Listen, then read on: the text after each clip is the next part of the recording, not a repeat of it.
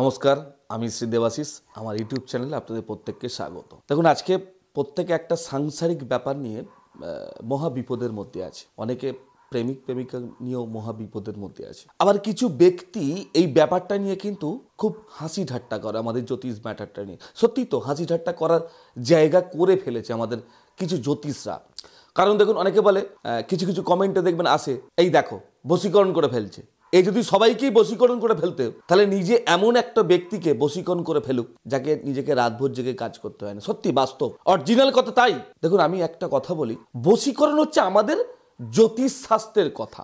Normally কথা কি, যে কারোর সঙ্গে কারোর মনের মিল ছিল, সেই জায়গাটা কি হচ্ছে, তাদের মধ্যে ডিস্টারবেন্স হয়ে গেছে, মন থেকে তারা ডিটাচ হয়ে গেছে, সেই জায়গাটা কিন্তু তাকে জোড়া লাগানো। এটা হচ্ছে মেন কথা, বশীকরণ কথাটার মানে। কিন্তু যারা জানে না, যারা বোঝে না, এই ব্যাপারটা নিয়ে কিন্তু অনেকে হাসি ঠাট্টা করে। কিন্তু কিছু জ্যোতিষ তো এই ব্যাপারটা নিয়ে হাসি ঠাট্টা করার জায়গা করে ফেলেছে।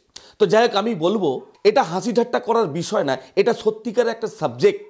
এটা শাস্ত্রে আছে, বশীকরণ, বিদ্বেষণ, উচাটন, আরো কিছু আছে, যা কত সময় নেই। তো যেটা নিয়ে বলছি, বশীকরণ 100% সম্ভব। তবে হ্যাঁ, সঠিক ওয়ে, সঠিক পদ্ধতিতে। আপনার প্রেমিক প্রেমিকার মধ্যে একটা দীর্ঘদিনের একটা সম্পর্ক ছিল, একটা মনের মিল ছিল, আপনার স্বামী স্ত্রী, আপনাদের মধ্যে একটা সম্পর্ক ছিল, আপনারা শাস্ত্র মতে আপনারা বিবাহ করেছেন, আপনাদের সেই কানেকশনটা আছে, তা কোনো কারণে সেটা কেটে গেছে, সেই জায়গাটা কিন্তু 100% চ্যালেঞ্জ।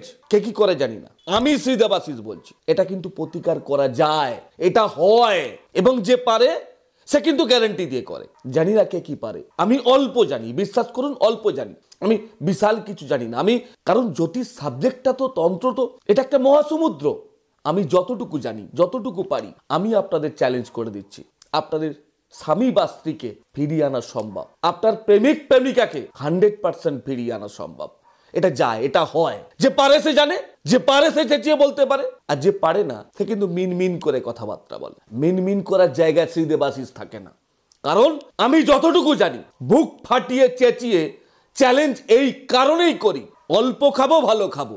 আমি শ্রী দেবাশিস যতটুকু পারি ইয়েস কে ইয়েস বলি, নো কে নো বলি। সুতরাং আপনার প্রেমিক প্রেমিকার সম্পর্ক হোক, সন্তান বাবা মার সম্পর্ক হোক, বা স্বামী স্ত্রীর সম্পর্ক হোক, বা যে কোনো সম্পর্ক রিলেটেড কোনো ম্যাটার হোক, আমি শ্রী দেবাশিস আপনাদের পাশে আছি, আপনাদের সঙ্গে আছি। এই দুঃখ থেকে, এই দুর্দশা থেকে আপনাদেরকে টেনে এনে বার করবই, যারা আমার কাছে আসবে। এটা আপনাদের চ্যালেঞ্জ করে দিলাম, মুখে বলছি না, কিন্তু চ্যালেঞ্জ করছি। আপনারা যারা চ্যালেঞ্জ অ্যাকসেপ্ট করবেন, আমাকে বলবেন, আমি আপনাদের চ্যালেঞ্জটা অ্যাকসেপ্ট করবো। ইয়েস হয়, তবে অবাস্তব কিছু আমাকে বলবেন না, অবাস্তব হয় না। এটা একটা শাস্ত্র, এটা একটা বিদ্যা, যেটা আছে এবং থাকবে।